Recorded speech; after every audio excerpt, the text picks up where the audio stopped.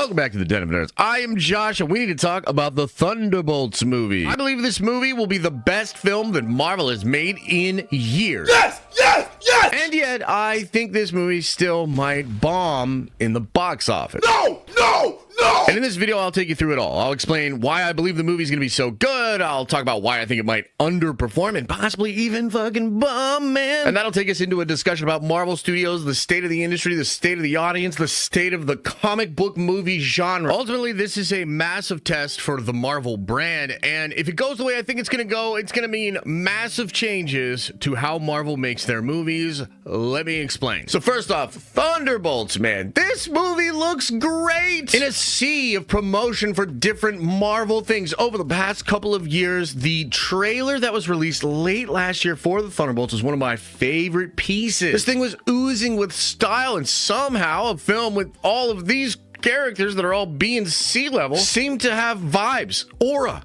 all that shit that the kids say these days. It made me feel things. I liked it. And because I follow all of Marvel Studios stuff like way too closely, and to be fair, it is actually my job, so I'm allowed to do it. You're just chronically online looking at everything and on Twitter all the time. Not me. I'm working hard, baby. Anyway, the point is, we're all plugged in. We're all following leaks, rumors for every goddamn Marvel project. We know more than we should about everything. And because most of these other projects had a lot of turmoil in their production that was reported on, we can compare that to Thunderbolts. And to be fair, Thunderbolts did essentially start the same way that basically everything at Marvel has been starting for the past 5 years. Had an idea, had a logo, had a concept, and then completely fucking changed it by the time they even rolled cameras. But this time was a bit different simply because they seem to have actually found a creative team that's up for the task and that works really well within the Marvel system. And I'm talking about the team from The Beef Show. And by all accounts, that team came in, reworked this idea, and made something truly incredible. The movie seems to be oozing with style. The action seems incredibly crispy. The choreography, the cinematography, it looks incredible. The humor seems on point and earnest and not forced. Bucky's a badass once again. We're back in Avengers Tower. The Sentry and the Void are wiping people off of the map. And I think for a lot of people like you and me, the people that watch this kind of content that are very much still Marvel fans, Thunderbolts feels like a breath of fresh air. I am so damn excited for this movie, truly and honestly, which are both words that mean the same thing, so you know I really mean it. And straight up from insiders, we have heard that Marvel Studios is internally incredibly happy with the Thunderbolts film. However, and this leads us into the discussion of why this thing might still underperform, according to an insider, Jeff Snyder in this case, Marvel Studios doesn't know how to sell this Thunderbolts movie. It is something like an A24 low budget grungy action movie with a bunch of comedy. But of course, it's also ultimately a Marvel movie. It's connected to all sorts of characters and stories, and I believe it's going to take these characters directly into Avengers Doomsday, which, by the way, I've been reporting on for like ever. I was like, yeah, guys, the Thunderbolts team, that's essentially the new Avengers. That's what the asterisk means, and they're going to be main players in Avengers Doomsday when Doctor Doom rolls up to the block. And yet nobody believed me, to the point that Marvel had to spoil their survival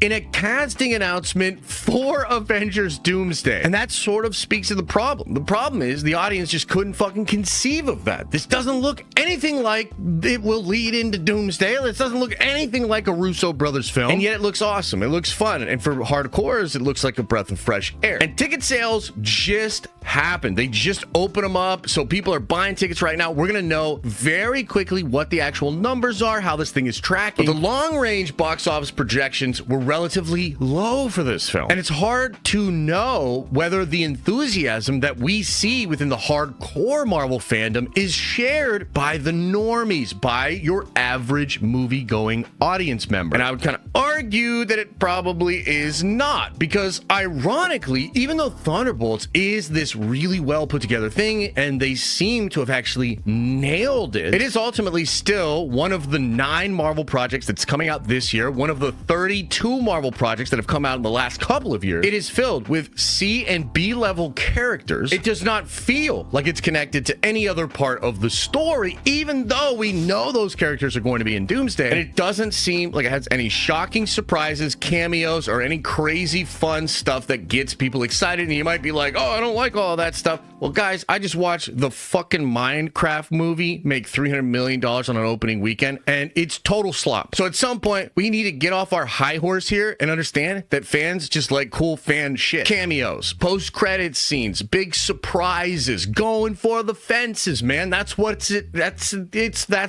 is. And in a world where Daredevil Born Again is underperforming and frankly deserves it because it's really not a good show, I just think it's so apparent that the big potential Marvel audience is super checked out. They're super burned, man. They're super fatigued. Everybody's just waiting for Doomsday, and to a degree Fantastic Four, because it seems really cool and fresh and new too. But I ultimately feel the thing that'll sell Fantastic Four is Robert Downey Jr.'s Doctor Doom and Chris Evans as whoever he's gonna play in that movie. I almost slipped up and told you. And it just feels like a shame here because I look at Phase 4 and 5, right? And I see Kevin Feige and Marvel Studios taking what has worked, this behemoth of success within the movie industry, and they tried to seek out other talented people, and frankly a lot of inexperienced talented people, and they tried to plug them into the Marvel system and give us fresh takes and new looks at a whole bunch of stuff. And ultimately it feels like years later they might have finally figured that out. They might have finally found the perfect team to work within that very strange and restrictive Marvel Studios system, and yet it might not matter at all. If Thunderbolts bombs at the box office, Marvel Studios will have to pivot even harder into big characters, big franchises, and big event things, which isn't necessarily a bad thing. I'm all for that, actually, but I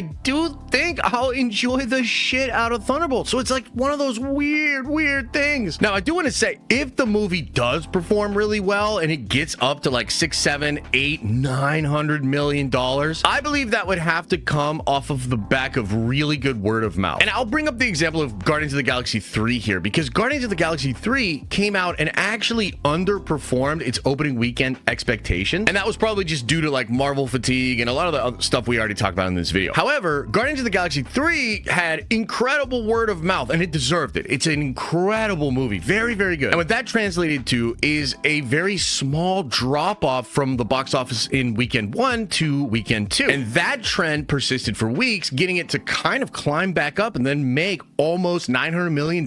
And that's wild. In a year where Marvel started the year with Quantumania, which bombed and made them like change all of their plans. And then they ended that year with The Marvels, which is still, statistically speaking, the biggest bomb in the history of Hollywood. Not a lot of people know that, but like it is. And then in the middle of that, you have sandwiched Guardians of the Galaxy 3, which initially underperforms, but then almost makes $1 billion. And at the time, many of us looked at that and we were like, dude, that's what that means. Like, this is the whole picture right here. Check this out. This is what that means. Marvel fans are still willing to show up and do big numbers at the box office if it's good, or if it's really entertaining, because Deadpool and Wolverine proved that, but I'll get there in a second. The Marvel fan base is this huge group of people. Infinity War and Endgame were phenomenon. They touched so many lives. It was insane. And so Marvel has the benefit of that, but it's clear that not all of that large group of people is just going to show up immediately. The Guardians 3 thing implies that a lot of people will wait and see, is it actually a really good Marvel movie or not? And that's basically what it is. People have become selective, where they're like, nope, this is Marvel slop. Oh, this one's probably actually good. Let's check it out. Now, speaking of Marvel slop, I want to talk about Deadpool and Wolverine for a little bit. And I know people might get really mad at that, but I think enough time has passed. We can start talking about how Deadpool and Wolverine is really not that good of a movie, because it is not. If you want me to, I'll do a whole video on that. I'd prefer not to have to do that. I think we all can probably agree that's a paper thin plot. However, the movie lives and breathes off of fan service, and the truth is, it's some of the best fucking fan service I've had that in a long time. And it's an incredibly fun ride, man. It just felt good to have a good time watching Deadpool and Wolverine, and we love those characters. So you have these two almost competing ideas and concepts here. On the one hand, I would say you have a movie with very popular characters from the comic books in Deadpool and Wolverine. It's full of fan service. It's full of cameos. It's a celebration. It's an event, but it's really not a good movie. And then on the other side of that, you have Guardians of the Galaxy 3, which is spectacle. It's a great ride. It's a fun story, but those were B and C level characters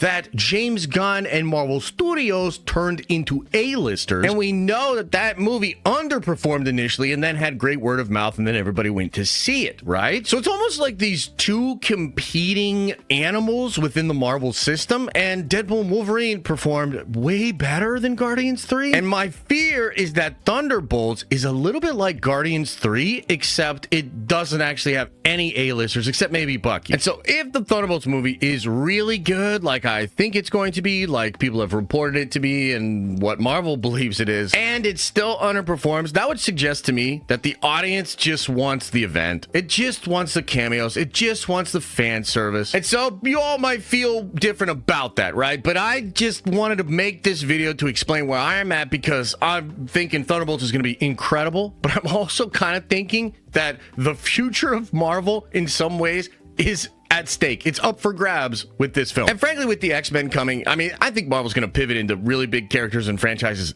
anyways. But if Thunderbolts can pop off, you might get some more obscure X-Men stuff. Like maybe you do get an X-Statics thing, or New Mutants, or even Alpha Flight or something. So I don't know, man. Food for thought. I'm real curious to see what happens with the Thunderbolts. Let me know what you think about this entire situation. And as I always say, I hope you are having an awesome and a nerdy day. And I'll see you in the next video.